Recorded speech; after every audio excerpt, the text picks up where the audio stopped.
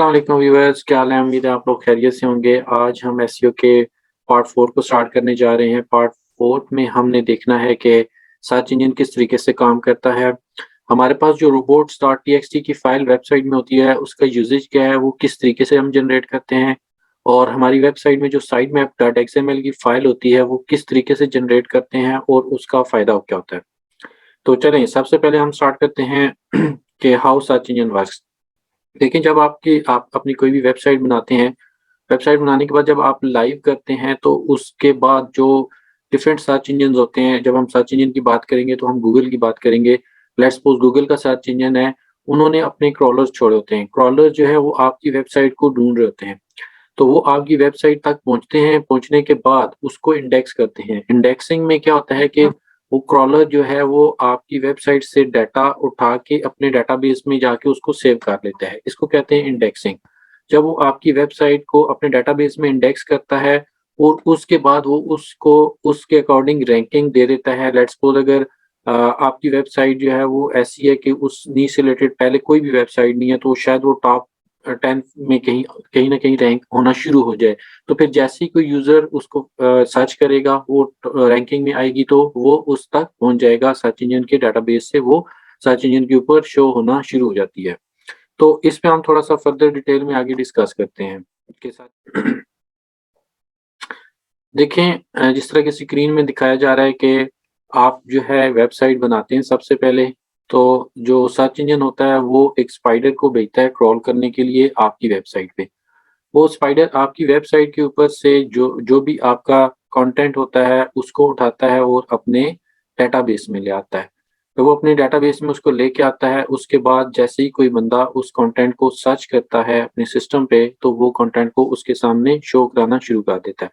अब यहाँ पे कुछ सवाल उठते हैं कि जो आपकी वेबसाइट है, जब स्पाइडर उसको ढूँढने के लिए आता है, तो आपकी वेबसाइट के सारे पेजेज़ उसको एकदम से कैसे मिलते हैं? वो सबसे पहले कौन से पेज पे आता है? रोबोट फ़ाइल जो हम वेबसाइट में डालते हैं, उसका क्या फ़ायदा है? और साइट मैप जो हम एक्सएमएल की फ़ाइल वेबसाइट में डालते हैं, उसका क्या फ़ायदा है? तो उस पे आज हमने जो है वो बेसिकली डिस्कस करना है। देखिए, जब क्रॉलर आपकी वेबसाइट पे आता है, तो सबसे पहले हम ये डिस्कस करते हैं कि रोबोट फ़ाइल क्या होती है। रोबोट फ़ाइल ये होती है कि robot.txt एक फ़ाइल हम अपनी वेबसाइट के अंदर ऐड करते हैं। जब भी गूगल या किसी भी सर्च इंजन का क्रॉलर आपकी वेबसाइट पे आता है, तो वो रोबोट की फ़ाइल के ऊपर आता है। रोबोट की फ़ाइल आगे से उसको डायरेक्शन देती है कि आप फलाँ-फलाँ पेजेज़ को इंडेक्स कर दें और फलाँ-फलाँ पेजेज़ को इंडेक्स आपने नहीं करना। तो हम क्या करते हैं कि हम जो हमारा जो होता है रोबोट फ़ाइल होती है, उसके अंदर हम अपने साइट मैप का लिंक डाल देते हैं। अब साइट मैप क्या होता है? साइट मैप ये होता है बेसिकली कि आपकी वेबसाइट है, लेट्स सपोज़ आपकी वेबसाइट में कोई 100 पेजेज़ बने हुए हैं या 200 पेजेज़ बने हुए हैं। तो वो सारे के सारे 100 या 200 पेजेज़ जो हैं, वो हम एक ही पेज के ऊपर शो करा के एक जगह पे रख देते हैं और फिर हम रोबोट फाइल के थ्रू जो है क्रोलर को ये बताते हैं कि ये हमारी वेबसाइट का साइट मैप बना हुआ है, ये सारे हमारे पास पेजेज़ हैं, इन सबको आप इंडेक्स कर लो। तो आपको फ़ायदा क्या होता है रोबोट फाइल और साइट मैप का, कि जैसे ही कोई भी क्रॉलर, गूगल का क्रॉलर या कोई भी क्रॉलर आपकी वेबसाइट पे आता है, रोबोट की फाइल पे आता है, रोबोट की फाइल में वो उसको डायरेक्शन देता है कि आप साइट मैप पे जाओ, साइट मैप पे वो जाता है, आपकी वेबसाइट पे जितने भी पेजेज़ पड़े होते हैं, वो सारे के सारे पेजेज़ को एक ही गो में इंडेक्स करता है, अपने सर्वर पे लेके जाता है और आगे निकल जाता है। अगर आप साइट में आपको रोबोट फाइल ना डालें तो क्या होता है? क्या अब यहाँ पे क्वेश्चन उठता है कि अगर आप रोबोट फाइल या साइट मैप नहीं डालेंगे तो आपकी वेबसाइट इंडेक्स नहीं होगी? होगी, यकीनन होगी और ज़रूर होगी। उससे फ़र्क क्या होगा? फ़र्क ये होगा कि अगर आपकी वेबसाइट पे रोबोट फाइल और साइट मैप नहीं होगा, तो आपके जो पेजेज़ होंगे वेबसाइट के, वो स्कैटर्ड पड़े होंगे। हो सकता है आपका जो गूगल का जो क्रॉलर है वो आए और आपके अगर 100 पेजेज़ हैं, कोई 1-2 पेज उसको जो भी मिलेंगे उनको इंडेक्स करके निकल जाए, सारे के सारे पेजेज़ को वो इंडेक्स इस तरीके से नहीं करेगा। तो गूगल का जो क्रॉलर होता है वो मोर फ्रीक्वेंटली जो है वो विज़िट करता रहता है, डिफरेंट वेबसाइट्स को ढूँढता रहता है। ऐसा नहीं होता कि वो एक ही दफ़ा क्रॉल करके इंडेक्स करके निकल जाता है। बल्कि जो जिस वेबसाइट की जितनी ज़्यादा अथॉरिटी होती है, जिसने जितने ज़्यादा बैकलिंक्स लिए होते हैं या जिसने अपनी वेबसाइट की जितनी ज़्यादा अच्छी एसईओ की होती है, उस पे वो बार-बार आता है। उसकी रीज़न ये होती है, अगर मिसाल के तौर पे आज मेरी वेबसाइट को गूगल या कोई किसी भी सर्च इंजन का क्रॉलर इंडेक्स करके अपने पास अपने डेटाबेस में लेके जाता है, तो उस वेबसाइट को वो उस पोज़ीशन में, करंट पोज़ीशन में रैंकिंग देगा। फिर अगर वो 1 हफ्ते बाद आता है और मीनवाइल मैंने अपनी एसईओ को इम्प्रूव किया, मैंने ऑन पेज एसईओ ठीक की, मैंने बैकलिंक ले लिए, तो वो दोबारा जब उसको आके इंडेक्स या क्रॉल करेगा तो उस दौरान वो देखेगा कि आया मेरी बाकियों से जो है वो एसईओ अच्छी हो गई है। उसके अंदर एल्गोरिथम सेट हुए होते हैं जो कि बाकी साइट्स के साथ एट एट अ स्पॉट या वो कंपेयर करके हमारी रैंकिंग को इम्प्रूव कर देते हैं।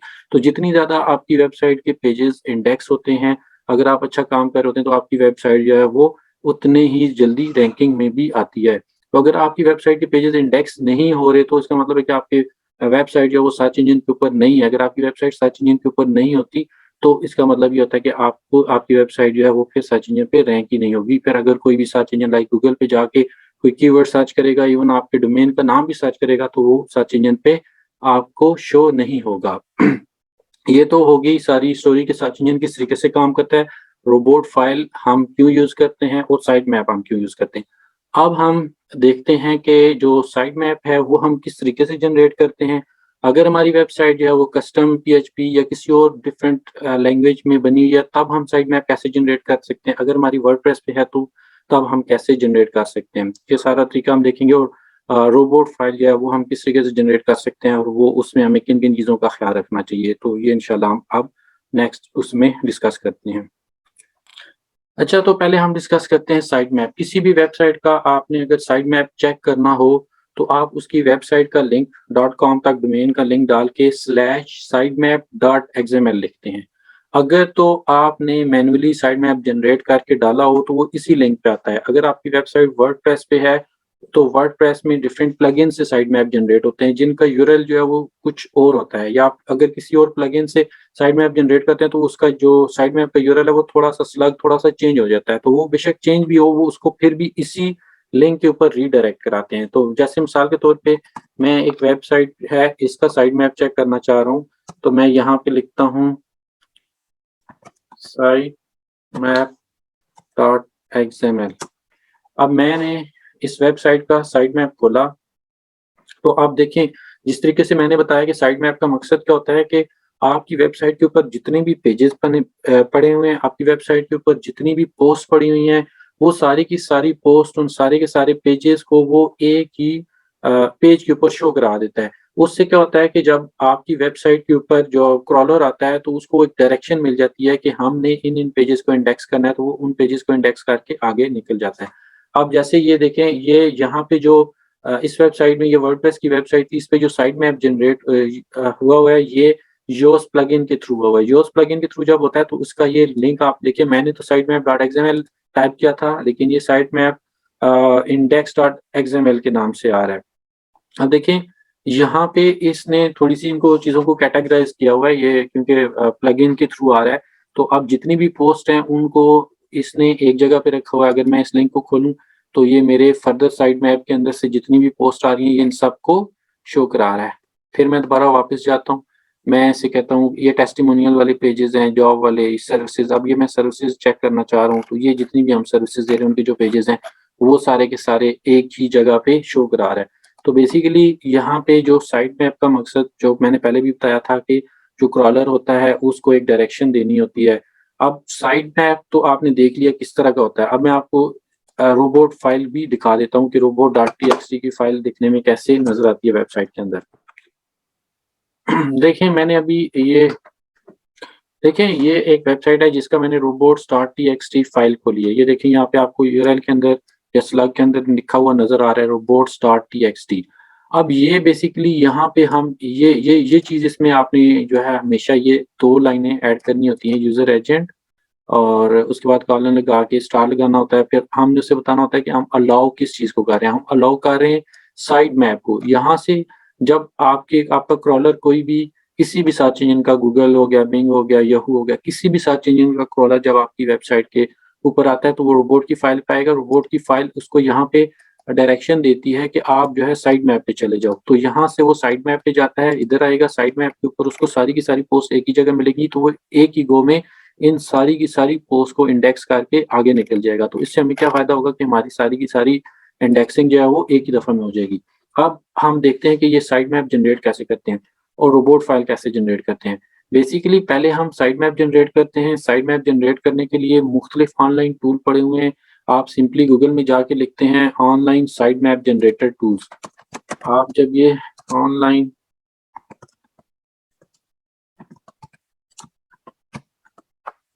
मैंने लिखा ऑनलाइन साइट मैप जनरेटर। ये जो पहले नंबर पे कोई भी एक आध वेबसाइट आती है, मैं इसको खोलता हूँ, तो यहाँ पे ये मुझे सर्च इंजन एक दे रहा है। मैं अपनी वेबसाइट का लिंक उठाता हूँ और मैं इसके क्रॉलर में पेस्ट करके इसको सर्च करना शुरू कर देता हूँ। तो ये देखें अब ये जो है वो प्रोसेस चल रहा है। ये मेरे सारे के सारे पेजेस को स्कैन करके एक फाइल के अंदर रख रहा है। तो अब जैसे ही पूरी वेबसाइट को स्कैन करके उसके पेजेस एक फाइल में रख के ये हमें फाइल देगा, हम उस फाइल को डाउनलोड करेंगे। डाउनलोड करने के बाद अब जो नेक्स्ट प्रोसेस होता है, इस फाइल को आपने अपनी वेबसाइट के अंदर जो रूट डायरेक्टरी होती है उसमें जाके अपलोड करना होता है। ये देखें, ये साइट मैप जनरेट हो चुका है हमारा। ये मैंने डाउनलोड कर लिया। आप यहाँ से इसको व्यू भी कर सकते हैं। ये इस तरीके से होगा। देखिए ये सारे के सारे पेजेस हमारे एक्सएमएल फाइल के अंदर एक ही जगह पे आ रहे हैं। ये साइट मैप जो है, ये जो साइट मैप आप जो है ना मैन्युअली जनरेट करते हैं, वो इस तरीके से होता है। अब मैं आपको बताता हूँ कि ये आपने इस तरीके से ये साइट मैप जनरेट किया, ये फाइल आप डाउनलोड करेंगे और आप इसको डाउनलोड करने के बाद अपनी वेबसाइट के रूट डायरेक्टरी में जाके अपलोड कर देंगे। बस सिंपल इज दैट।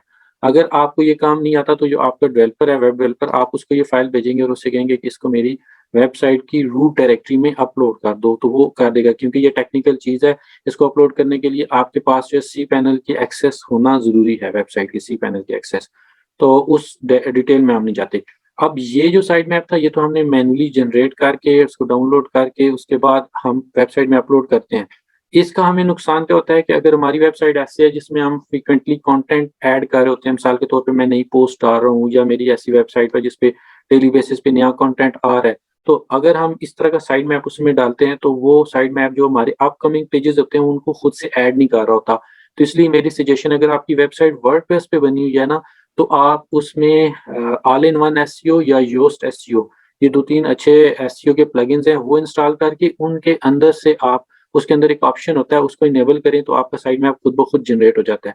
तो मैं अभी आपको तरीका बता देता हूँ कि वो किस तरीके से होता है। अगर आपकी वेबसाइट ऐसी जैसे कि कोई लेट्स सपोज़ सर्विस की वेबसाइट होती है, मिसाल के तौर कोई वेब डिज़ाइन डेवलपमेंट की सर्विसेज़ दे रहे हैं, तो उन्होंने एक ही दफ़ा पेजेज़ बना ली, SEO, web design development, mobile application, अब वो बार-बार पेजेज़ चेंज नहीं हो रहे। तो वो इस तरह का एक ही स्टैटिक सा जो साइट मैप जो है वो ऐड करके छोड़ भी देंगे तो कोई फ़र्क नहीं पड़ेगा। अगर आपकी वेबसाइट वर्डप्रेस पे भी नहीं है और आपने जो है साइट मैप भी उसमें ऐड करना है और आप चाहते हैं कि आपकी अपकमिंग पोस्ट जो हैं वो भी साइट मैप के अंदर ऐड होती रहे, तो उसके लिए जो है आपको अपने डेवलपर की हेल्प की ज़रूरत होगी। आपका डेवलपर जो है वो फिर आपको कस्टम साइट मैप बना के देगा जो आपकी अपकमिंग पोस्ट को खुद ब खुद ही ऐड करते रहेंगे उसके अंदर, ऑटोमेटिकली वो ऐड होती है। जैसे ही आप अपनी पोस्ट डालेंगे वो साइट मैप के अंदर खुद ब खुद आ जाएगी। तो ये आपको डेवलपर्स जो हैं, वेब डेवलपर्स जो हैं, वो फंक्शनैलिटी ये वाली आपको बना के दे सकते हैं। अब हम चेक करते हैं। मेरे पास एक वेबसाइट है अभी इस वक़्त, उसकी वर्डप्रेस की वेबसाइट है, उसका मैंने डैशबोर्ड पहले से खोल के रखा हुआ था आप लोगों के लिए। अब मैं आपको सिंपल ये बता देता हूँ कि देखें, इसके अंदर हमने योज़ का प्लगइन इंस्टॉल किया हुआ है। जब आप वर्डप्रेस में योज़ का प्लगइन इंस्टॉल करते हैं तो यहाँ पे आपको ये एसईओ के नाम से प्लगइन शो हो रहा है। जब आप इसके ऊपर क्लिक करते हैं तो आपके पास ये इसका डैशबोर्ड ये देखें, योस्ट एसईओ लिखा आ रहा है। इसका ये डैशबोर्ड आ रहा है। इसके डैशबोर्ड में आप इसके फीचर्स में जाते हैं और यहाँ पे ये हमें एसईओ एनालिसिस और रीडेबिलिटी एनालिसिस और ये सारे ऑप्शन दे रहा होता है। यहाँ पे इसी के अंदर हमें ये एक्सएमएल साइट मैप का ऑप्शन दे रहा है। अगर मैं इसको ऑन करूँगा तो मेरा ये ऑटोमेटिक वाला जो साइट मैप है खुद ब खुद जनरेट कर देगा। अगर मैं इसको ऑफ कर दूँगा तो ये मेरा साइट मैप जो है वो खत्म हो जाएगा। फिर मुझे मैनुअल ऐड करना पड़ेगा जिस तरह का अभी मैंने एक जनरेट किया था। अच्छा, मैं आप लोगों को एक चीज़ यहाँ पे बताता चलूँ, ये बहुत ज़रूरी चीज़ है, ये बहुत से एक्सपर्ट्स को नहीं पता होती। अगर ज़्यादातर लोग इस तरीके से करते हैं ना, पहले टिपिकली ये होता था कि ये योस वगैरह भी साइड मैप पहले नहीं दे रहे थे। तो लोग क्या करते थे, जिस तरीके से मैंने अभी साइड मैप जनरेट किया, इस तरह साइड मैप जनरेट करके अपनी वेबसाइट में डाल देते थे और उसके बाद अपने पास ऑल इन वन एसईओ या योस्ट एसईओ के प्लगइन इंस्टॉल करते हैं। जैसे ही आप ऑल इन वन या योस्ट एसईओ के प्लगइन इंस्टॉल करते हैं, इनके अंदर बाय डिफ़ॉल्ट ये फंक्शनैलिटी उन्होंने डाली हुई है कि इसमें जो एक्सएमएल साइट मैप है वो इनेबल्ड होता है। जब वो इनेबल्ड होता है तो ये एक साइट मैप ये जनरेट कर देता है, एक आप खुद से करते हैं। जब 2 साइट मैप जनरेट होते हैं ना तो उनका आपस में कॉन्फ्लिक्ट आता है। जब वो कॉन्फ्लिक्ट आता है तो आपकी वेबसाइट की इंडेक्सिंग रुक जाती है। तो आपने इस चीज़ का ख़्याल ज़रूर रखना है कि अगर आप आपने वर्डप्रेस की वेबसाइट बनाई है और आपने एसईओ का कोई प्लगइन किया हुआ है, तो मेक श्योर कि वो कोई जो है साइड मैप तो नहीं जनरेट कर रहा, क्योंकि ये प्लगइन का साइड मैप होता है, इसका लिंक और होता है, जो आप खुद से ऐड करते हैं उसका लिंक थोड़ा सा चेंज होता है। तो वहाँ पे आके क्लैश आता है, जैसे ही क्लैश आएगा आपकी इंडेक्सिंग सारी रुक जाएगी। तो इस तरह के अक्सर लोगों को इश्यूज़ होते हैं, अगर आपको इस तरह का कोई इश्यू आ रहा है तो आपने जो है इस चीज़ को इस तरीके से देखना है और मेक श्योर करना है कि सिर्फ़ एक प्लगइन हो। अगर वर्डप्रेस की वेबसाइट है तो प्रेफ़रेंस दी जाएगी कि आप कोई भी, इसके अलावा भी काफ़ी प्लगइन्स हैं जो सिर्फ़ साइट मैप के लिए बने गए हैं, कोई प्लगइन के थ्रू करें, वो आपकी अपकमिंग पोस्ट को खुद ब खुद ऐड करता रहता है। ये तो हो गया साइट मैप किस तरीके से ऐड होता है। अब हम बात करते हैं robots.txt की जो फ़ाइल होती है, ये बेसिकली किस तरीके से बनती है। ये नॉर्मल जो आपकी वेबसाइट में txt की फ़ाइल पड़ी होती है, आपने इस तरह की एक फ़ाइल लेनी है और उसके अंदर ये कंटेंट, ये नोटपैड वाली फ़ाइल, नोटपैड की एक सिंपल सी फ़ाइल आपने खोलनी है और उस फ़ाइल को आपने रीनेम करके रोबोट का नाम दे देना है और उसके अंदर वही कंटेंट आपने पेस्ट कर देना है, जिस तरीके से मैंने अभी आपको दिखाया था कि आपका जो रोबोट वाली फ़ाइल है, उसके अंदर ये यूज़र एजेंट, अलाउ और साइट मैप का लिंक होना चाहिए। तो ये देखिए मेरे पास ये ऑलरेडी एक इस तरह का साइट मैप रोबोट फ़ाइल बनी पड़ी है। अब इसमें एक चीज़ और मैं ऐड करना चाहता हूँ। अगर मिसाल के तौर पे आप किसी पेज को डिसअलाउ करना चाहते हैं, आप चाहते हैं कि क्रॉलर जो है वो आए और इस पेज को इंडेक्स ना करे, तो उसके लिए आप सिंपली यहाँ पे लिखते हैं दिस अलाउ कॉलन डाल के आगे उस पेज का लिंक रख देते हैं। पूरा लिंक भी रख सकते हैं, अगर वो किसी सर्विस का पेज है, मिसाल के तौर पे मेरा डोमेन है domain.com/SEO सर्विसेज़। मैं चाहता हूँ एसईओ सर्विसेज़ वाला पेज इंडेक्स ना हो, तो मैं सिंपल जो उससे .com से आगे होगा ना, SEO/services.html, इस तरह कुछ पेज एंड हो रहा होते हैं एचटीएमएल पे। तो मैं सिंपल .com से आगे वाला जो यूआरएल होगा उसको कॉपी करके इधर रख दूँगा, या मैं अगर पूरा का पूरा डोमेन यूआरएल भी रख दूँ ना, लाइक domain.com/SEO-services.html, तो अब सर्च इंजन या क्रोलर जो है वो मेरे इस पेज को कंसीडर नहीं करेगा। तो इस तरीके से आपने अगर किसी पेज को की इंडेक्सिंग को ब्लॉक करना है तो आप यहाँ से ब्लॉक कर सकते हैं और आप साइट मैप इस तरीके से भी रख सकते हैं। आप यहाँ पे जिस तरह ये अलाउ लिखा है ना, इसके आगे आप simple site map dot XML ये लिखते हैं, ये भी काफ़ी है। इस चीज़ को बेशक आप खत्म भी कर दें, इतना भी आपके लिए ये काफ़ी होता है। तो आप जब ये वाली फ़ाइल बना के, ये रोबोट फ़ाइल इसको सेव करते हैं अपने पास रोबोट के नाम से, रोबोट्स ROBOTS, रोबोट्स के नाम से इस फ़ाइल को आपने अपने पास सेव करना है। सेव करने के बाद आपने इसको भी अपनी वेबसाइट की रूट डायरेक्टरी में जाके अपलोड करना है। जैसे ही आप इसको अपलोड करेंगे आपकी वेबसाइट के ऊपर इस तरीके से आपका जो है वो लिंक आना शुरू हो जाएगा, जिस तरीके से अभी मैंने आपको यहाँ पे दिखाया। तो अब क्या होगा, जैसे ही क्रॉलर आपकी वेबसाइट पे आएगा, वो रोबोट की फ़ाइल पे आएगा, रोबोट वाला उसे कहेगा जी कि आप जो है हमारे साइट मैप पे चले जाओ। वो जब साइट मैप पे जाएगा वहाँ पे उसको सारी की सारी वेबसाइट्स एक ही जगह मिलेंगी, वो एक ही गो में आपकी सारी वेबसाइट को इंडेक्स करके निकलेगा। तो इस तरीके से आपकी वेबसाइट जल्दी इंडेक्स होगी, जितनी जल्दी इंडेक्स होगी आप उसके ऊपर जितनी एसईओ कर रहे हैं वो उतनी जल्दी उन एसईओ के बैकलिंक्स और दूसरी चीज़ों को कंसीडर करेगा और आपकी वेबसाइट जल्दी रैंक होगी। तो ये था आज का हमारा 4th सेशन, जिसमें हमने ये सीखा कि सर्च इंजन किस तरीके से काम करता है और उसमें हम रोबोट फ़ाइल क्यों यूज़ करते हैं और हम जो है साइट मैप क्यों यूज़ करते हैं। उम्मीद है कि आपको इंशाल्लाह तो जल्दी मिलते हैं अपने 5वें सेशन के साथ, जिसमें हम सीखेंगे कि गूगल एनालिटिक्स जो है वो किस तरीके से जनरेट करते हैं। गूगल एनालिटिक्स से हम ट्रैफ़िक किस-किस तरीके से देखते हैं, कौन-सी सोर्सेज़ से ट्रैफ़िक आ रही है, कौन-सी कंट्री से ट्रैफ़िक आ रही है और कौन-सी मतलब वो डिफरेंट के रियल टाइम में कितने विज़िटर्स हैं, सारी की सारी चीज़ें इंशाल्लाह अज़्ज़ व जल मैं आपको नेक्स्ट सेशन में बताऊँगा। Thank you so much.